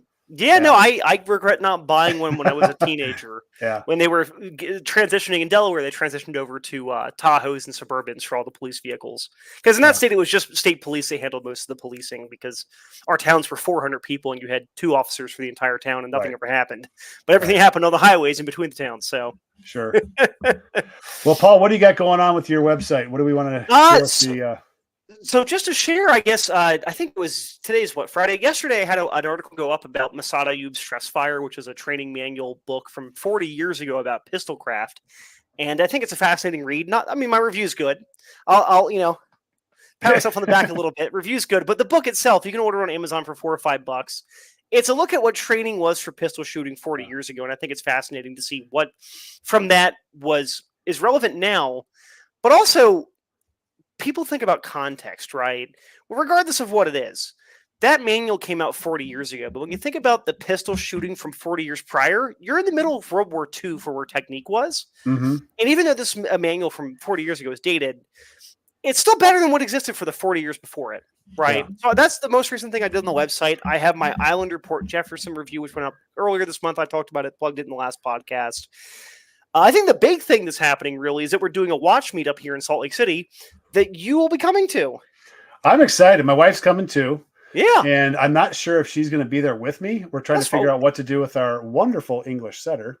But it may be something where she's watching them while I go, or if we get somebody to watch them, we'll both be there for a bit. But that's going to be a great event. So Salt Lake City, you want to say where it is? Or do you want to contact you first? Of course, yeah. Well, so anyone who wants to, they can contact me on WatchCrunch. My username on WatchCrunch is Paul Whaley, or I'll leave a comment down in the comment section of the videos. People can just tag me and message me on YouTube.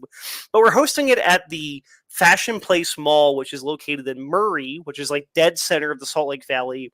And we're meeting at the Red Rock Brew Pub, which is a brewery restaurant.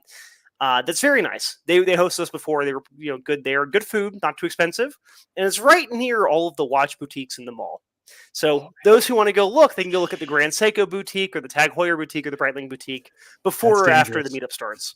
That's dangerous. Yeah, and we're experimenting. We're doing a theme for this meetup since it's not the first meetup that's happened in Salt Lake, but it's the first one that I've organized and the first one that we're kind of doing as a more joint thing for the Utah people on WatchCrunch.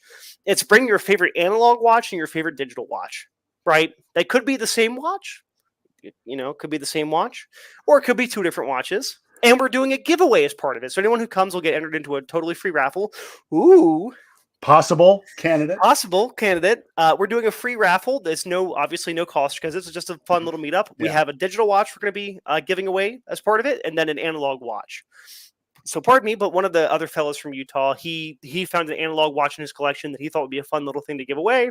And I went out of my way to get a Casio watch that I like, that Tim doesn't like very much, to give away as part of this. Oh, it's not the F91, is it? It's not the F91. It's a watch you like more than the F91, but it's a watch that I know you don't like. You don't hate it, and we both recommend it, but it's one that you personally are not the biggest fan of. Yeah, okay. But it's one that has a good backlight. It has a usable backlight. Okay. But yeah, that'll be Saturday the 27th, starting at 3 p.m. Mountain Time. There, and if anyone has questions, please not tomorrow, the week after. Anyone who wants to contact a week from me, tomorrow, right? Yeah, sorry, I thought you said tomorrow. I'm like, no, not tomorrow. Tomorrow. Yeah, a week from tomorrow, the 27th. Yeah. So anyone who's interested, who's located in Utah, please contact me. Like I said, I'll comment down below, but I'm also on Watch Crunch as just Paul Whaley, so people can find me there. And so far, I think we have about 11 or 12 people confirmed to come. Obviously, you're coming from Montana, but we've got people from Ogden, which, again, for those who aren't used to the U.S. or Utah, that's an hour away. We have someone from Logan, Utah, which is 95 minutes away, who's driving down. 95 minutes and about 90 miles. Yeah. So it should be a good time. Yeah. No, this is awesome. And the West, I mean, when you want to go somewhere, you're spending hours in the car. That's just the way the West is. But you're driving 100 miles an hour while you're doing it. Right, exactly. You're doing 80, 85 miles an hour down the interstate. Yeah. So, yeah, it's nothing like driving out the East Coast, probably. But, I mean, East Coast, if you drive a day on the East Coast, you're 4 states away, but it felt miserable getting there. In the West, you drive a full day. You might be 1 state away, but you've covered 1,000 miles. Yeah. Right. Yeah. My son just left for Minnesota, and just to give people a little bit perspective, Montana is basically one time zone. The Western Mountain Time Zone starts in the very western part of North Dakota and South Dakota. But it's one thing. Like it's big. The West is big, and to get from one place to the other, it takes some time too. So thanks for putting that on, though. That's a huge. It's a huge ordeal. Yeah. Well, I mean, honestly, it's not been that hard because we have a community that wants to get together. It's just a matter that it hasn't been organized in the most amazing way. And again, it's hard because everyone's got lives, right? We've got family, friends. I don't have kids, but plenty of people have kids that they have to take care of, or, the end of the summer or the beginning of the summer is what? It's the end of the school year, which means getting kids ready for SATs or I guess graduation, getting into college is whatnot. But we're just happy to be doing it because people have expressed interest, and I'm happy to be the one organizing it because I've done it a lot in the past, so I don't mind doing it. I'll put it that way. That's good. That's good. And again, I'll plug Watch Crunch just as a platform. I mean, we both use it, but I generally hate most social media, and Watch Crunch is it's really social media, but it's social media where everybody's interacting and most people are pretty nice. Yeah, it's a pretty fun. It's a good place to talk watches.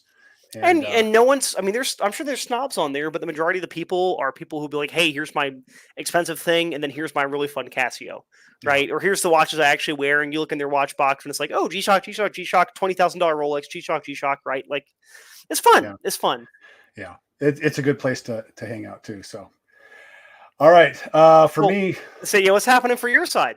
Yeah, let's see here. I've got a video coming out today. Actually, I'm going to just upload it and send it out. Talking about Swiss Army knife versus Gerber suspension. This is what I carry for work. Yeah. Why do I choose why do I have these two?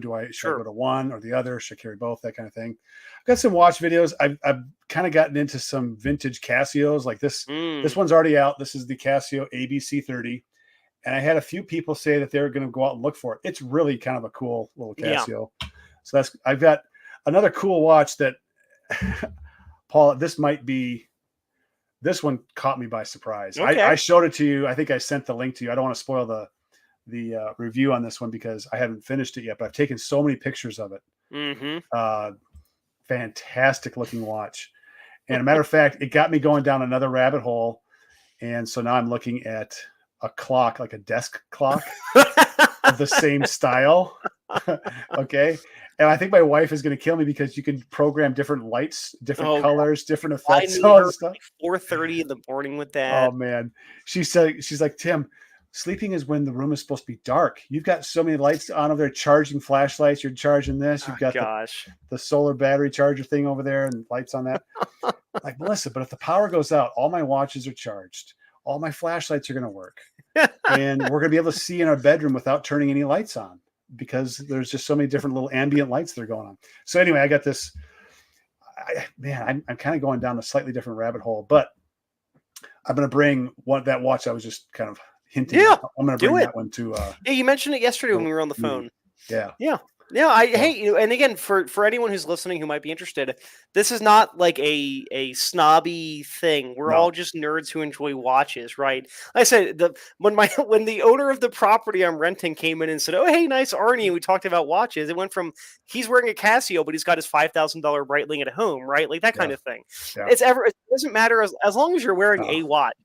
I even told Tim yesterday, and he was like, I was like, you can bring a smartwatch. I don't care if it's on your arm and it tells the time. Bring it, you know? Yeah. I got into a little discussion on Watch Crunch with somebody over MVMT and just how they had this idea of just like, oh, that's deceptive, all this stuff. It's like, no, it's not. It's somebody likes it. They buy it.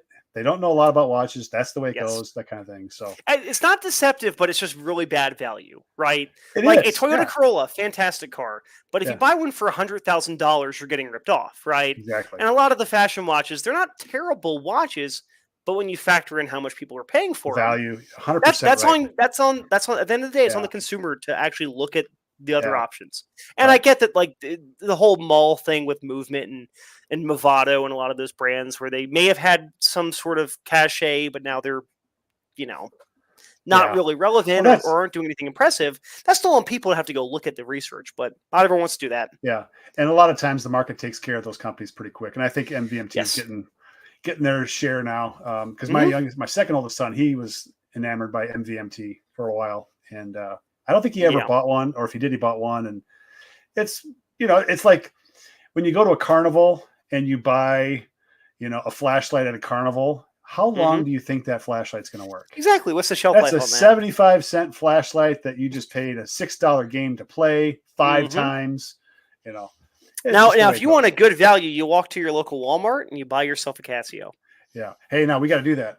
I still like that idea. I think it's a good idea. That's a great idea. We got to do that one. I've been spotting it out because I've got a buddy who just moved here to Utah and he's been crashing with us for a little bit. So we've been going to a Walmart a whole lot for incidentals. Every time I'm like, let's go check out the Casio. I was like, I got to pregame this a little bit. Yeah, and people out there, if you got something you want us to try, you got 2 savants over here that will probably try it. We'll figure it out. You say savant. 2 people who aren't afraid to make fools of themselves in front of the camera, but it really is. We'll figure it out in a really creative way. That's what I mean by savant. Like really, really creative way. Mm-hmm. All right. Yeah, I'm down for it. Any ideas that folks might have, any opinions on the topic we discussed today, but we're just happy to talk watches, gear, all that fun stuff because it's another facet that we enjoy as part of our hobbies and our lives. Yeah. So, all right, we're going to wrap this one up. We're 2 hours and 43 minutes. Thank you, 2 Paul. 2 hours 43 minutes. Tim, it's 1 hour. 1 hour. 1 hour 43. Time really flew by tonight. Man, I'm in the Midwest time zone for some reason. Wow. All right. Well, at least I'm not the rural guy where things are a little tight downstairs. That kind of constricts the blood flow. Hey, Marcus. I'll think of something witty, but it ain't going to happen. Not live. All right, we got to go. Thank you, everybody. We'll catch you guys next time. Take care, everybody. Yep.